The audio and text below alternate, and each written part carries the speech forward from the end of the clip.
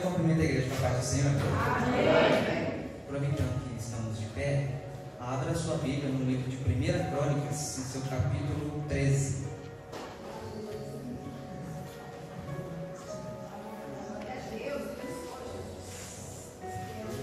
Aqueles que vieram com o coração aberto já entenderam que Deus fez dizer desde o primeiro louvor. A cada oportunidade, a cada testemunho tem falado a mesma coisa. Que a confiança tem que estar posta nele, e tudo que a gente faz é por ele, para ele, e é por causa dele que cada um de nós está aqui. Todos acharam o livro de Crônicas?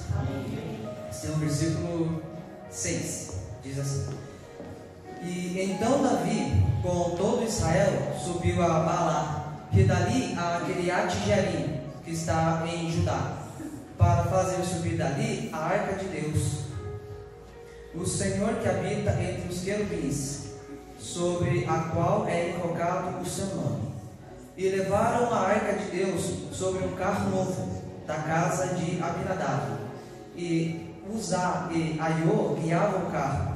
Davi e todo Israel alegravam-se perante Deus com toda a sua força em cânticos, com harpas, alaúdes, tamborins, com símbolos e com trombetas. E chegando à ilha de Quidom, estendeu Uzá a mão para segurar a arca, porque os bois tropeçavam. Então se acendeu a ira do Senhor contra Uzá e o feriu, por ter estendido a mão à arca, e morreu ali perante Deus. Davi se encheu de tristeza de que o Senhor houvesse aberto brecha em Uzá, pelo que chamou aquele lugar Pérez-Uzá até os dias de hoje. E naquele dia temeu Davi ao Senhor, dizendo: Como trarei a mim a arca de Deus? Pelo que Davi não trouxe a arca a si, à cidade de Davi, porém fez a retirar a casa de Obed-edom, o geteu. Podem se assentar, irmãos. Essa passagem é referente à arca de quando Davi foi buscar a arca. Foi buscar a arca e foi tirar da casa de Abinadab e levar para a casa de Obed-edom.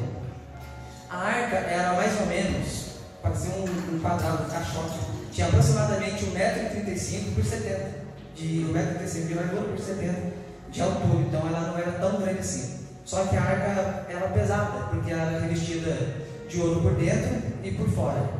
A arca ela foi constituída, dadas as ordens para Moisés no Monte Sinai. Moisés recebeu a instrução de como fazer a arca e passou as instruções para Bezalel. Bezalel quem efetuou a construção da arca. Nessa arca era guardado 3 itens muito importantes. Naquela época e é para a gente até hoje. Era guardada as tábuas da lei, os 10 mandamentos, que para a gente significa a palavra de Deus, a ordenança de Deus. Era importante lá atrás e é importante hoje. Era guardada a vara de Arão, que significa a autoridade divina. Foi Deus quem escolheu Arão para ser o sacerdote daquele povo. E hoje a gente tem o nosso sumo sacerdote, que é Jesus. Era importante lá atrás e é importante hoje. E tinha também um vaso com um maná, que significava a provisão de Deus, que caiu do céu, e é importante lá atrás e é importante para a gente hoje. Um cristão que carrega a arca, carrega a palavra, carrega a provisão e carrega a autoridade divina. Só que essa arca era muito importante naquela época. Então, os israelitas, eles tinham o costume de levar a arca diante deles nas batalhas. É como se a presença de Deus estava ainda diante deles. A arca simbolizava não só a aliança, mas também a presença de Deus no meio do povo. E a arca ela foi tomada de Israel. Ela foi roubada numa batalha. Hófnis e Finéias eram filhos do sumo sacerdote Eli. Eli, por sua vez, era frouxo, era um homem frouxo. Ele não cuidou dos seus filhos ali na risca. Ele criou dentro da igreja, mas a Deus dará, faz o que você quiser. E esses filhos eram retratados como filhos de Belial, filhos do campo. A Bíblia fala pra gente: 2 filhos de líderes, lixo. Hófnis e Finéias eram 2 lixos para a sociedade. Eles roubavam na casa do Senhor, eles prostituíam na casa do Senhor, eles brincavam na casa do Senhor, e eles não tinham temor nenhum na casa do Senhor. Então, nessa guerra contra os filisteus, eles subiram, guerrearam, perderam 4.000 homens, voltaram, pegaram a arca, aí lembraram de Deus, né? Vamos levar Deus à frente.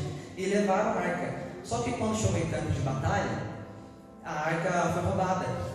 Hófnis e Finéias morreram, a arca foi tomada, e o pai dele também, quando soube, caiu da cadeira e morreu. Mas a arca era um objeto sagrado, ninguém podia tocar nela, a não ser o sumo sacerdote.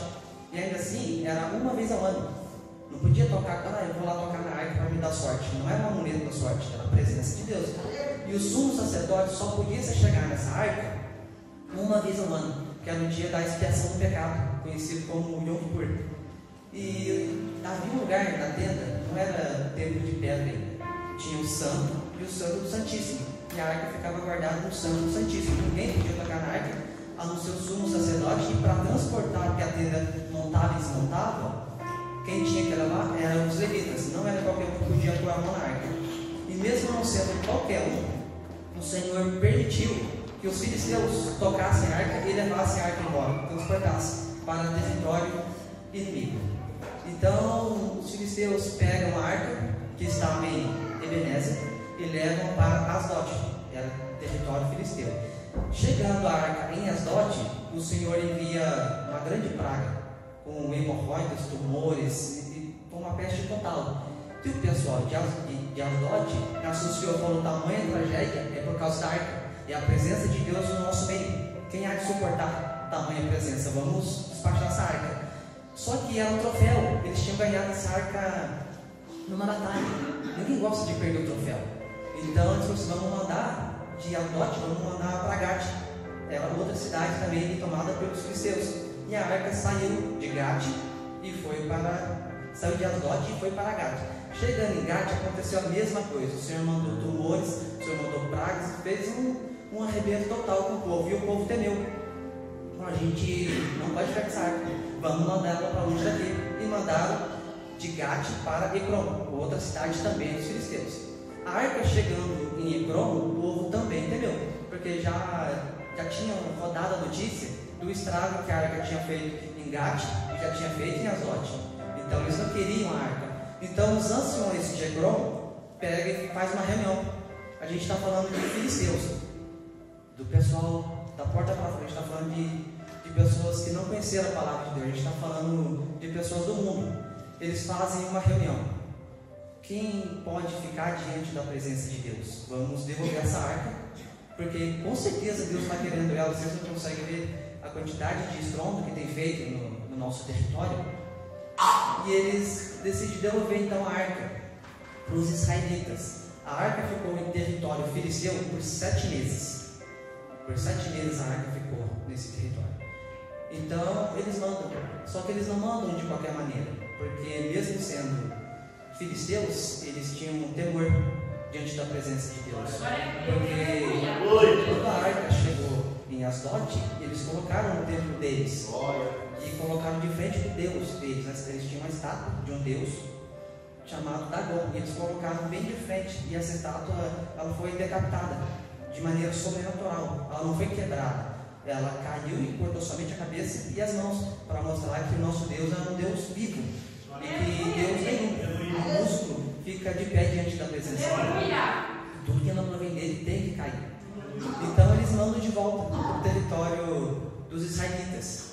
Só que eles não mandam de qualquer maneira, eles mandam com ofertas, eles mandam com presentes de ouro, e eles falam: não vamos levar de qualquer jeito, eu quero ter certeza que é Deus que quer de volta, porque eu acho que é uma praga natural, está acontecendo em todo lugar e é uma coisa natural. Então eles devolvem, colocam a arca num carro de boi. Já foi dito aqui hoje à noite que a nossa confiança tem que estar no Senhor.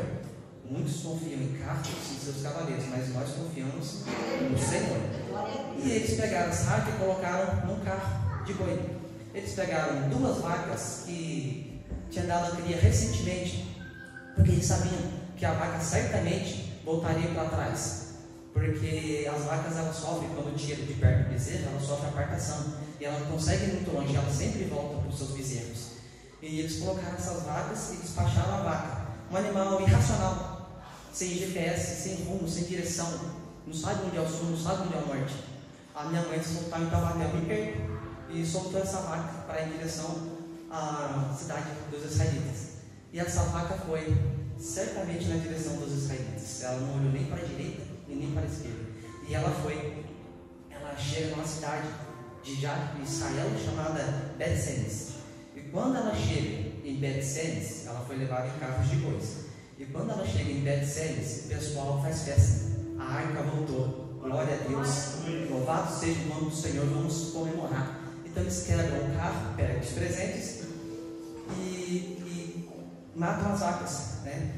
E no momento de festa, de alegria, de euforia, eles abrem a tampa da arca. E a gente acabou de ver que não era permitido ninguém tocar na arca. Eles abrem a tampa e ali morrem 70. 70 pessoas são mortas por desobediência, por a curiosidade não matou só o gato, matou eles também. E eles são mortos. Então, agora é a vez dos crentes fazer a reunião. Não é mais os filisteus, a gente está falando de crente. Eles conheciam a arca, que a receberam. E os crentes agora falam: vamos fazer uma reunião. O que a gente vai fazer com a presença de Deus? Uma coisa é o mundo não saber o que fazer na presença de Deus. Outra coisa é os crentes não saber o que fazer na presença de Deus. Tem muita diferença. Então eles decidem enviar a arca para a casa de Abinadab. E essa arca fica na casa de Abinadab por nada mais e nada menos que 20 anos. Imagina você com a presença de Deus garantida por 20 anos na sua casa. Seria um motivo de euforia, de uau, né? 20 anos com a presença de Deus. Isso mostra pra gente que tempo de casa não significa nada. Porque a arca ficou na casa de Abinadab por 20 anos. E a Bíblia não relata nenhum grande feito, nenhuma cura, nenhuma manifestação extraordinária. A Bíblia não relata nenhum milagre. 20 anos da presença de Deus, com a presença de Deus guardada ali na casa, e nada aconteceu. 20 anos jogado no lixo. Então eu me pergunto, eu não vou falar para os irmãos: olha para o irmão que está do lado, olha para si. O que a gente tem feito com a presença de Deus? Uns estão 20 anos, 50 anos, 3 minutos na presença de Deus. Outros estão literalmente há 2 dias na presença de Deus. O que a gente faz com a presença de Deus? 20 anos jogado fora. O que mais vale um dia na presença do Senhor, de verdade, com sinceridade, do que 20 anos fingindo ser crente. Deus me livre disso. Então a arca fica ali na casa de Abinadab por 20 anos. Passa-se a gestão de Saul, que era rei na época, e entra a gestão do reinado de Davi. E Davi tem urgência. Davi tem um desejo nobre no seu coração. Ele fala: vou buscar a arca, porque primeiro a presença de Deus. Porque Davi sabia que sem a presença de Deus ele conseguia dar um passo. Não, a gente não está falando só de levar a arca em batalhas, em campos de guerra. Ele queria a presença de Deus para si, para o povo dele. Então Davi faz uma comitiva. Ele faz um culto para Deus. Ele pega 30 mil homens aproximadamente. Dentre eles havia os príncipes, os sacerdotes, havia os levitas, havia os cantores, havia os trombetos de toda sorte, né? A gente leu aqui que Davi e todo Israel se alegravam perante Deus com toda a sua força em cânticos, harpas, alaúdes, tamboris, símbolos e trombetas. É o que nós fazemos hoje em dia. Isso aqui para mim é um culto. Davi prestou um culto ao Senhor para buscar a arca e trazer para Jerusalém. Então é um culto com 30 mil homens.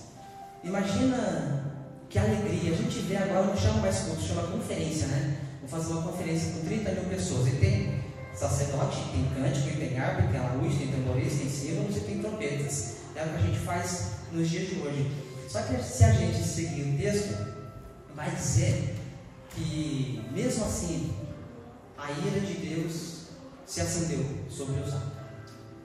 Mas espera aí, éramos crentes louvando, adorando na presença de Deus. Meus irmãos, Deus trabalhou muito comigo por esses dias, e nessa passagem Ele me mostrou que não é o tempo de casa que define quanto você é obediente ou não. Não é o tempo de casa que define quanta bênção você tem que receber de Deus. Eu estou há 10 anos, eu faço muito mais do que eu chego a 5 minutos, mas no coração está focado aonde? Então a ira do Senhor se acendeu contra Uzá. Mas, peraí, Uzá é filho de Abinadab. Uzá não é qualquer pessoa. E Abinadab ficou com a presença de Deus por 20 anos. Eu tenho as minhas dúvidas se ele ensinou Uzá sobre a palavra do Senhor. Se ele ensinou a palavra do Senhor, Uzá sabia que não podia tocar e tocou.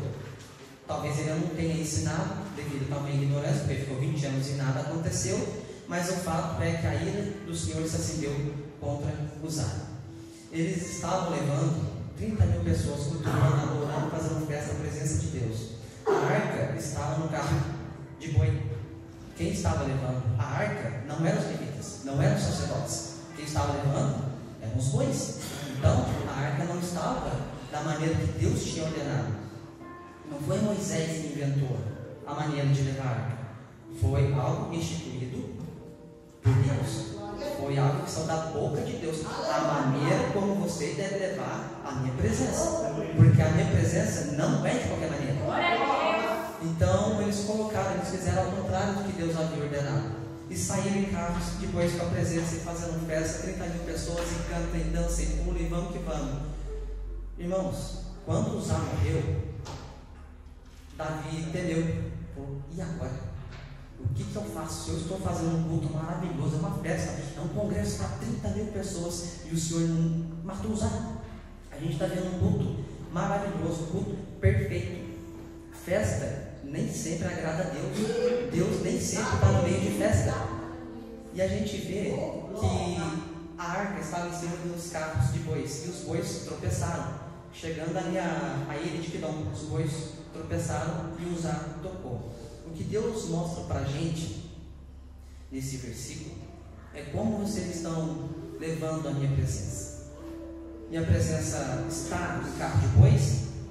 Vocês estão levando o evangelho de qualquer maneira, empurrado com a barriga, um evangelho sem oração, sem jejum, sem ensino, sem doutrina, um evangelho de porta aberta, um evangelho que você pode fazer o que você quiser. Você pode fazer o que você quiser na casa do Senhor, a ira não vai se acender mesmo. Não é isso que Deus mostra para a gente. Ele ensinou lá atrás para Moisés que não era assim, e quando usava tocou na arca, ele provou que ainda continuava do mesmo jeito. A Bíblia é arcaica. Tudo é velho, tudo é antigo, mas é um jeito velho, é um jeito antigo de Deus que funciona. Não é o jeito antigo do homem. Não foi Moisés que disse como devia levar. Foi Deus que falou para Moisés a maneira que devia levar. O evangelho tem que ser levado no ombro. Quando a gente tira o evangelho do ombro, a gente coloca em carros de bois, a gente está transferindo a nossa responsabilidade. Eu não vou no culto de ensino. Alguém me ensina depois, eu vejo no TikTok. Eu não vou participar dos tipos de oração. As irmãs oram por mim. O evangelho empurrado para a barriga. Hoje é o evangelho de 6 horas. 6 horas por mim que amanhã eu vou. Hoje não dá não. O evangelho de Jesus não vai voltar amanhã. Para que eu preciso renunciar aos meus desejos? Para que eu preciso desligar minha televisão? Nossa, já estou vendo a 5ª série aqui, gente, a 6ª série da Netflix, mas não tira 10 minutos para ler a palavra do Senhor. Não tira 3 horas para jejuar ao Senhor. O evangelho de porta larga, o evangelho de coach. Vou pregar o que a igreja quer ouvir, porque agora tem comichões nos ouvidos, a palavra ofende as pessoas. E é assim que tem sido em muitos lugares, infelizmente, o evangelho de porta larga. Então, Davi, ele teme, e ele fala: Senhor, o que eu vou fazer com a arca? Ele deixa a presença de Deus no caminho. Ele leva a arca para a casa de Obed-edom. Chegando na casa de Obed-edom, a arca fica lá por 3 meses apenas. E a Bíblia fala que tudo de Obed-edom foi abençoado. Para a gente ver que o tempo de casa não significa nada, mais uma vez. 3 meses, tudo de Obed-edom foi abençoado. Só que a gente está falando da presença de Deus. 20 anos na casa de um, nada aconteceu.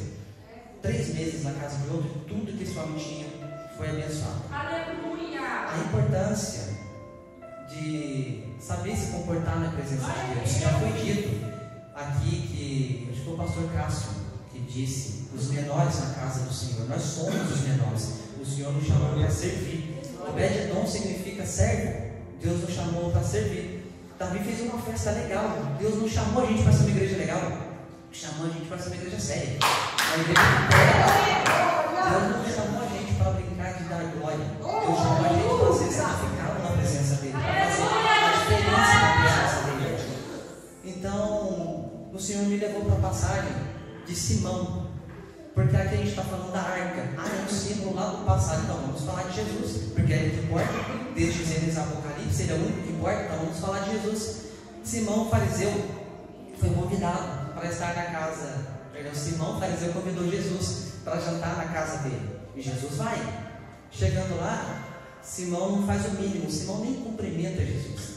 Jesus senta e fica lá no seu cantinho, enquanto Simão fica desdenhando ele, olhando. Será que é profeta? Não sei não. Meio estranho esse homem. E ele não trata Jesus como deveria. Ele não se comporta como serve na presença do Senhor. A gente está falando de Deus em carne e osso. Não é mais um símbolo, era Deus da terra. E chega uma mulher pecadora ali na casa. Ela entra de penetra. Ela entra chutando, pode falar, eu vim adorar ao Senhor, não quero saber de ninguém. Do irmão do lado, eu vim adorar ao Senhor e não saio daqui. A Bíblia fala pra gente que Simão pensa em seu coração, ele não verbaliza. E ele fala, se este homem que dizem que ele saberia que essa mulher é uma pecadora. Ele pensa, ele não verbaliza, não adianta, já foi dito aqui hoje também, não adianta a gente esconder os nossos sentimentos de Deus. Não tem como eu fingir que amo um amigo, Deus sabe que eu amo. Não tem como eu fingir que perdoei porque o outro crente está vendo, Deus sabe que eu não perdoei. Não tem como, nada é oculto diante da face de Deus. Tudo que é oculto pode ser oculto aos nossos olhos. Ninguém esconde nada na presença de Deus. Então o Senhor, que ouviu o pensamento do fariseu, responde: Simão, desde que eu cheguei você não me cumprimentou, você não me deu um beijo no rosto. A Bíblia fala, é o Espírito Santo, você não me cumprimentou, Simão. E essa mulher não para de beijar os meus pés. Simão, desde a hora que eu cheguei, você não me deu uma gota de azeite para a minha cabeça. E essa mulher derramou o perfume mais caro sobre a minha cabeça, Simão. Simão, desde a hora que eu cheguei, você não me deu água para lavar os meus pés. Esta mulher está lavando os meus pés com lágrimas, secando com os seus cabelos, Simão. O que a gente quer ser na presença do Senhor? Abinadab, que ficou 20 anos e não aprendeu nada, porque o filho morreu por desobediência. A gente quer ser Obed-Edom, que ficou 3 meses e saiu vitorioso, tudo foi abençoado. A Bíblia não fala que metade das coisas dele foi abençoado, tudo na vida deste homem foi abençoado. Você quer ser o Simão fariseu, que convida Jesus para sua casa, por convidar, para dizer, eu tenho Jesus em casa, minha Bíblia fala aberta no Salmo 91. Você quer ser a pecadora, reconhecer os seus pecados e obter salvação? Simão não obteve nada, Abinadab também não obteve nada. Um tinha a presença de Deus e o outro também. Então Deus fala para a gente: o que vocês estão fazendo na minha presença? O que vocês estão fazendo com a minha presença? Irmãos, essa presença, eu me cheguei nela 3 anos atrás. Bastante irmãos conhecem essa história. Eu cheguei de barba, e essa presença me purificou. O demônio até no fio de cabelo, e essa presença me libertou. A minha confiança não estava, apesar de admirar e amar, não estava nos meus irmãos, em alguns dos meus pastores. A minha confiança estava no Senhor, ainda está no Senhor e vai permanecer no Senhor. Irmãos, quando o carro de boi tropeça na ira, quer dizer que estava tropeçando ali no finalzinho. Não vamos dar espaço para tropeçar no finalzinho, não. Quando a gente sai daqui, a gente tem que sair cheio para derramar o que a gente recebeu. A Bíblia fala para a gente não ser só ouvinte da palavra, mas praticante da palavra. Deus está falando desde o começo do livro: não ponha a minha presença em carro de bois, confia em mim. Não vai confiar no irmão que está do lado, não é para confiar nos amigos do mundo. Quando eu li sobre usar e Aiô, eu fiquei indignado, porque eu falei: Senhor, como o Senhor é maravilhoso, como o Senhor nos revela, como o Senhor mostra. É só abrir a Bíblia, pedir para o Espírito Santo de Deus revelar que Ele mostra.